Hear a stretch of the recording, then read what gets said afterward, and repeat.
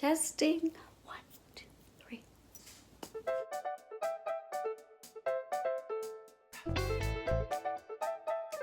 Implementing some of these tools in educational and consulting programs in a way that is digestible and understood by others. Process that you're going to focus on. I'm Patty Feeney, and I am your virtual coach.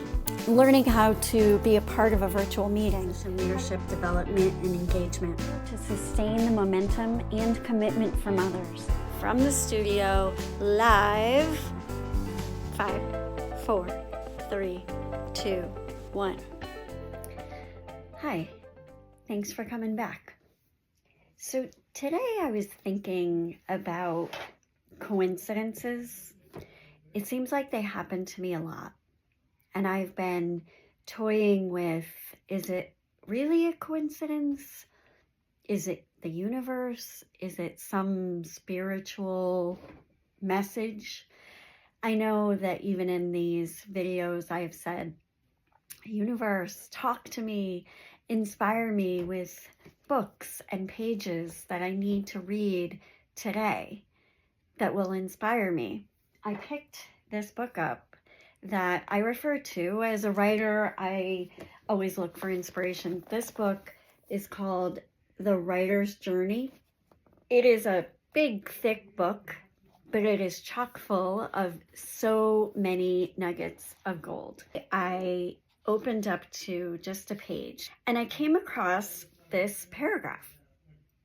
In this morning of thinking about what do these coincidences mean? And no lie, I open up to a page called Synchronicity.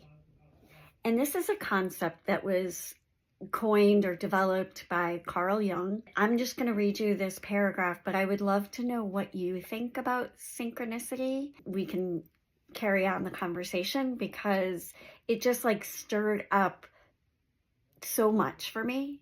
This whole moment that I'm sharing with you right now is ironic. A string of accidents or coincidences may be the message that calls a hero to adventure. This is the mysterious force of synchronicity, which C.G. Jung explored in his writings, his essay called Synchronicity. The coincidental occurrence of words, ideas, or events can take on meaning and draw attention to the need for action and change. Many thrillers, such as Hitchcock's Strangers on a Train, get rolling because an accident throws two people together as if by the hand of fate. Synchronicity is what Jung called acausal, which means there's no like scientific proof. You can't prove it. You can't go back and give a reason or a cause to why something is happening. It's like this external thing that your brain acknowledges and observes, and yet it mirrors exactly what you were feeling or thinking. And sometimes it validates you. Sometimes it just freaks me out. And sometimes it doesn't make any sense as to why this thing happened as you're looking at this other thing. It happens with numbers. I see 9/11 all the time. And I looked it up and you're supposed to like take notice, urgent. Sometimes I'm like brushing my teeth. I see 11/11 a lot. Again, I don't know, it's supposed to be one with the universe. I say thank you. Thank you, universe. I want to explain it. I go back to this idea of synchronicity.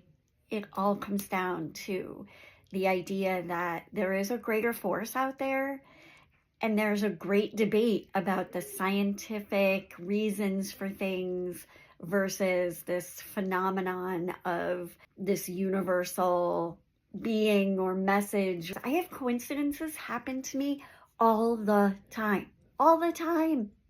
I write them down.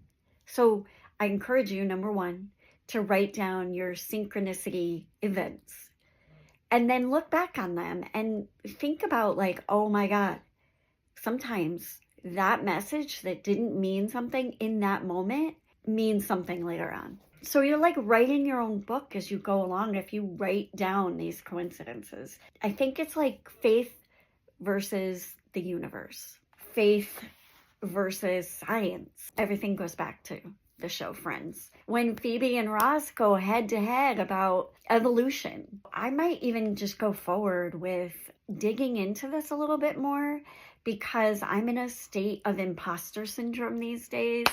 I'm consulting and I'm still teaching and I'm still coaching and I'm still helping people. And yet I have these moments where I'm like, I suck. I can't do that. I don't know about this. Sometimes the signs are validation, and we need validation.